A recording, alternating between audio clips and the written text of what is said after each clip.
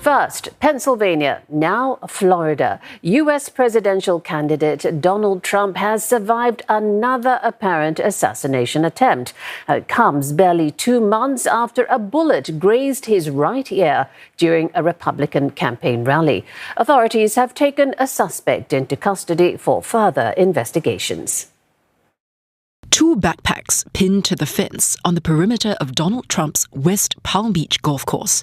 The contents, police say, include bullet-resistant ceramic plates often used to stop rifle rounds and a GoPro video camera. An AK-47-style semi-automatic assault rifle left leaning against the fence with little effort of concealment. Authorities say several Secret Service agents had fired at the suspected gunman, hiding in the bushes 300 to 450 meters away from the former president. The Secret Service say they did exactly what should have been done, even as questions swirl over the level of protection for Mr. Trump. The Secret Service agent that was on the course did a fantastic job. What they do is they have an agent that jumps one hole ahead of time to where the president was at. And he was able to spot this rifle barrel sticking out of the fence and immediately engage that individual, at which time the individual took off. The assailant now in custody after fleeing the scene in a black Nissan. He is Ryan Ruth, a resident of Hawaii with a history of supporting progressive causes online. He has made donations to Democratic candidates since 2019. News about his arrest sent shockwaves through his community, who found his involvement wildly unexpected.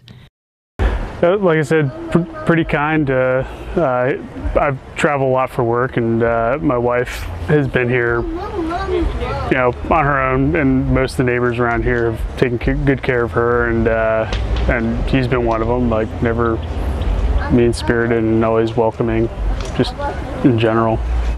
In a 2022 interview, Ruth appeared to be an avid supporter of Ukraine in its war against Russia, trying to help recruit soldiers for Kyiv's war effort. If everybody is complacent and doesn't join this fight, then guess who's going to win? It might take 10 years, but we're going to lose this battle if everyone around the globe does not stop what they're doing and get off the couch and come to Ukraine and defend the human rights of everyone around the globe. Mr. Trump, unscathed, pronounced on social media he was safe and well, while friends and rivals condemned the violence against him.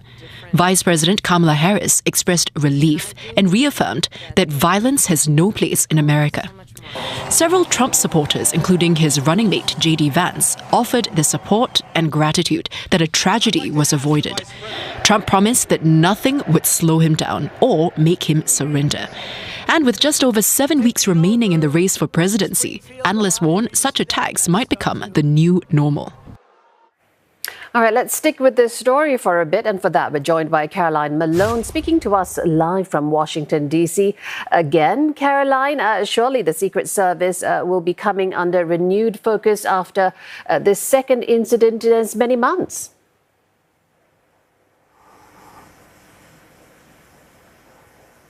Well, absolutely, they will be. But it does seem in this particular incident that they took the right course of action. This was, a remarkable line of incidents that led to what happened. It seems that the Secret Service agents were a few holes ahead of Trump on the golf course.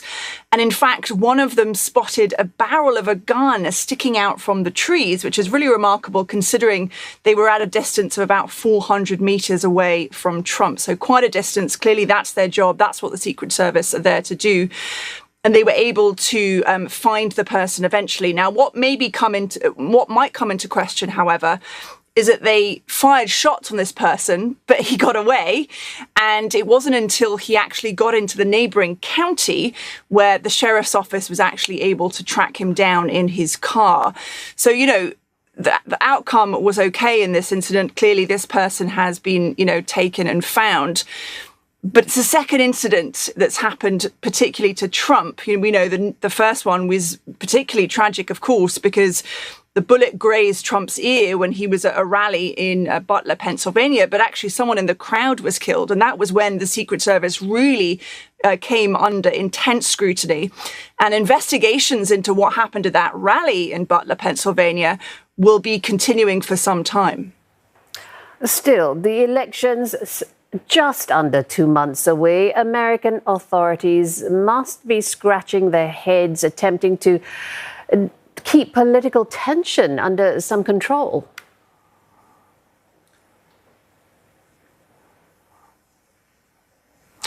Well, absolutely. And it is a really tense time. We've got about 7 weeks to go into this election.